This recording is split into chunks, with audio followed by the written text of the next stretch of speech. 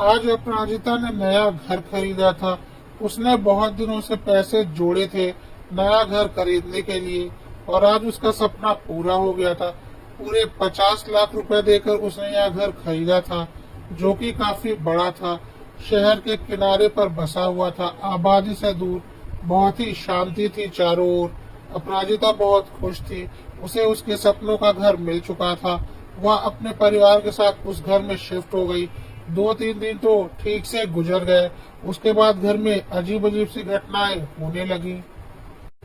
रात में अपराजिता पानी भरकर सोती। सुबह फ्रिज की सारी बोतलें खाली मिलती। रात में अपराजिता दही जमने के लिए देती। सुबह दही की कटोरी खाली मिलती।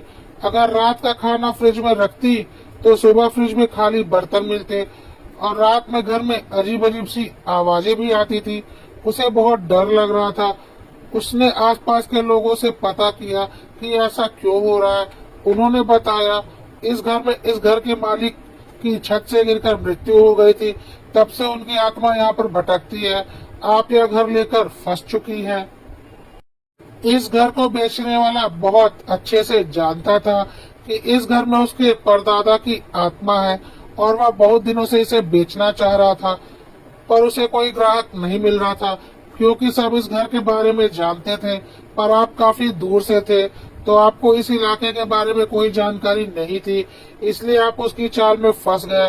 वैसे तो वह बहुत अमीर आदमी है, चाहता तो इस घर को ऐसे ही छोड़ देता, पर उसे पैसों का लालच था, इसलिए उसने इसे भी बेच दिया। अब जो खरीदा वह इसे झेले। आपके पैसे तो बर्बाद हो गए। आप इस घर में नहीं रह पाएंगे।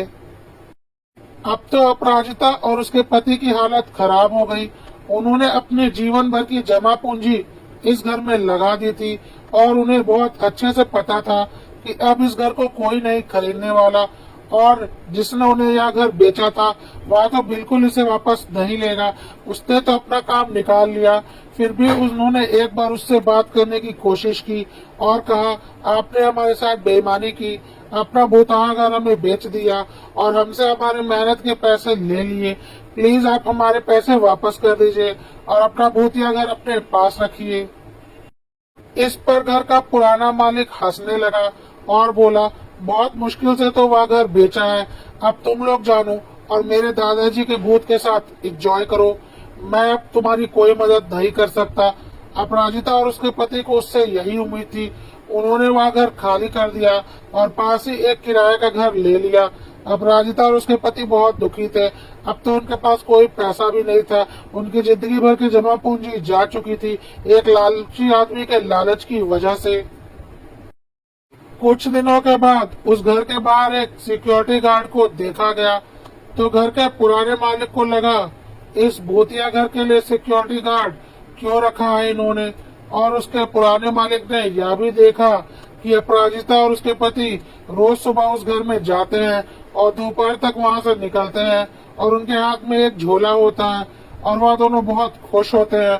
घर के पुराने मालिक को बहुत हैरानी हो रही थी कि एक भूतिया घर के लिए यह लोग गार्ड रखकर पैसे क्यों खर्च कर रहे हैं और रोज वहाँ क्या करने जाते हैं। और अपने पैसे डूब जाने के बाद भी अपराजिता और उसका पति इतने खुश क्यों हैं, और रोज वह झोले में घर से क्या लेकर आते हैं। अब तो घर का पुराना मालिक परेशान हो चुका था। उसे अपराजिता और उसके पति के चेहरे पर कोई शिकन नहीं दिख रही थी, बल्कि ऐसा लग रहा था उन्हें कोई कुबेर का खजाना मिल गया है। घर के पुराने मालिक को अब बहुत बेचैनी होने लगी। अब हर हाल में वह पता लगाना चाहता था कि अपराजिता और उसके पति की खुशी का कारण क्या है, और उसे कुछ भी समझ में नहीं आ रहा था कि वह क्या करे। अब उसने अपराजिता और उसके पति के खुशी का कारण पता लगाने के लिए अपराजिता के घर की नौकरानी को अपने साथ मिलाया, और उस नौकरानी से बोला कि दोपहर में जब तुम्हारे मालिक मालकिन अपने भूतिया घर से इस घर में आते हैं, उसके बाद तुम यहाँ के काम करने आती हो, तो तुम जरा ध्यान देना कि वह एक झोले में क्या लेकर आते हैं और क्या बातें करते हैं, और उन्होंने एक भूतिया घर के लिए सिक्योरिटी गार्ड क्यों रखा है। इसके लिए मैं तुम्हें मुंह मांगे पैसे दूंगा। तो नौकरानी इस काम को करने के लिए तुरंत तैयार हो गई।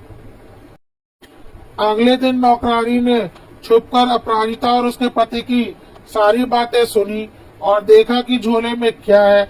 नौकरानी देखकर हैरान हो गई।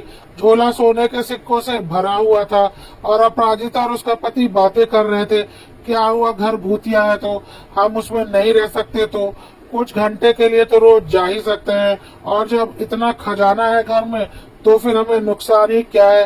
रोज तो हम कितने सोने के सिक्के ला रहे हैं, जितना हमने इस घर पर खर्च किया है उससे ज्यादा सोना तो हम इस घर से निकाल चुके हैं, और अभी तो ना जाने कितना सोना और है। नौकरानी ने घर के पुराने मालिक को सारी बातें बताने के लिए 1 लाख की मांग की। पुराने मालिक ने बोला, पागल हो क्या, छोटी सी बात के लिए कोई तुम्हें 1 लाख देगा? मुझे तुमसे कोई जानकारी नहीं चाहिए।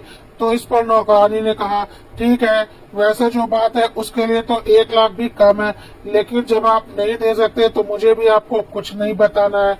अब तो घर का पुराना मालिक बेचैन हो गया। उसने तुरंत नौकरानी को 1 लाख रुपए दे दिए, और नौकरानी ने घर में खजाना होने की बात उसे बता दी, और यह भी बता दिया कि उन्होंने काफी सिक्के जमा कर लिए हैं। अब तो घर का पुराना मालिक बेचैन हो गया। उसे लगा या तो उसके पुरखों का घर है और उसमें गड़ा खजाना उसका होना चाहिए, उसे कोई और कैसे ले सकता है। अब तो उसे किसी भी कीमत पर अपना खजाना चाहिए था। वह अपने भूतिया घर की ओर भागा, लेकिन सिक्योरिटी गार्ड ने उसे घुसने नहीं दिया। उसने बोला, यह घर मेरा है। तो सिक्योरिटी गार्ड ने बोला, पागल हो क्या, यह जिसका घर है उसी ने मुझे इस घर की जिम्मेदारी दी है, और मैं ऐसे ही किसी को इस घर में घुसने नहीं दूंगा। तब तक अपराजिता और उसका पति भी वहां आ गए और बोला, तुम यहाँ क्या कर रहे हो? अब घर के पुराने मालिक ने बोला, देखो, मुझे पता चल चुका है, इस घर में खजाना गड़ा हुआ है जिसे तुम लोग रोज थोड़ा थोड़ा निकाल रहे हो और अपने साथ झोले में भरकर ले जा रहे हो। अपराजिता और उसके पति ने बोला, तुमने हमसे घर की जितनी कीमत ली थी उससे ज्यादा का सोना तो हम अब तक निकाल चुके हैं, और अभी पता नहीं कितना सोना और है इस घर में, जो कि जगह जगह छुपा कर रखा हुआ है। थोड़ी मेहनत तो लगती है, पर रोज कहीं न कहीं से थोड़ा सोना तो मिल ही जाता है। धीरे धीरे हमें पूरा घर खोजना पड़ेगा। हमें यकीन है कि बहुत ज्यादा सोना इस घर के अंदर है, और घर इतना बड़ा है कि वक्त तो लगेगा, लेकिन कोई बात नहीं, हम रोज अपने 2-3 घंटे सोना खोजने में लगाएंगे, और फिर इस घर से हमें क्या लेना देना, हमें तो बहुत बड़ा खजाना मिल ही रहा है। चलो अब यहाँ से जाओ, हम अपने घर के अंदर जा रहे हैं। हम नहीं चाहते कोई बाहरी आदमी वहाँ पर रहे। सिक्योरिटी गार्ड, इस आदमी को बाहर निकालो, हमें अपने घर के पास यह आदमी नहीं दिखना चाहिए। और उन्होंने घर के पुराने मालिक को वहाँ से भगा दिया। पुराना मालिक बहुत परेशान हो चुका था, उसे किसी भी कीमत पर अपने पुरखों का खजाना चाहिए था। वह रात में दोबारा अपराजिता और उसके पति के पास गया और बोला, मैं तुम्हें घर की मुंह मांगी कीमत देने को तैयार हूँ, पर मुझे मेरा घर वापस कर दो। अपराजिता और उसके पति ने बोला, पागल हो क्या, कुछ लाख रुपए के लिए क्या हम करोड़ों की संपत्ति को छोड़ दें? बिल्कुल नहीं, हमें अपना घर नहीं बेचना। इस पर घर के पुराने मालिक ने बोला, अगर तुम अपना घर मुझे नहीं बेचोगे तो मैं सरकार को बता दूंगा कि इस घर में खजाना है, फिर तुम्हें कोई खजाना नहीं मिलने वाला। सरकार उस पर अपना हक जमा लेगी और तुम्हें थोड़ा बहुत हिस्सा ही मिलेगा। इससे अच्छा है तुम मुझे घर बेच दो, नहीं तो मैं तुम्हें और खजाना नहीं लेने दूंगा। और हाँ, मुझे घर बेच दोगे तो तुम्हें कुछ पैसे जरूर मिल जाएंगे। अपराजिता ने बोला, अच्छा ठीक है, जब तुम इतना बोल ही रहे हो तो हम तुम्हें घर बेच देंगे, क्योंकि हमने वैसे भी काफी सोना निकाल लिया है। अब पता नहीं उसमें कितना ही सोना बचा होगा। तुम वह घर ले लो, लेकिन हमें उसकी अच्छी कीमत चाहिए, कम से कम 2 करोड़ रुपए। इस पर घर के पुराने मालिक ने बोला, पागल हो क्या, 50 लाख में खरीदा था और 2 करोड़ की बात कर रहे हो? तो फिर अपराजिता ने बोला, तो रहने दो, हमें हमारा घर नहीं बेचना, और अगर हम बेचेंगे तो 2 करोड़ से 1 रुपया भी कम नहीं लेंगे। पुराने मालिक को तो खजाने का लालच था, तो वह 2 करोड़ रुपए लेकर घर खरीदने को तैयार हो गया। अगले ही दिन घर के पुराने मालिक ने तुरंत ही सारे कागजात बनवा लिए और घर को 2 करोड़ रुपए में खरीद लिया, और बोला, चलो अब यह घर फिर से मेरा हुआ, और अब उसका सारा खजाना भी मेरा हुआ, तो अब तुम लोग यहाँ से निकलो।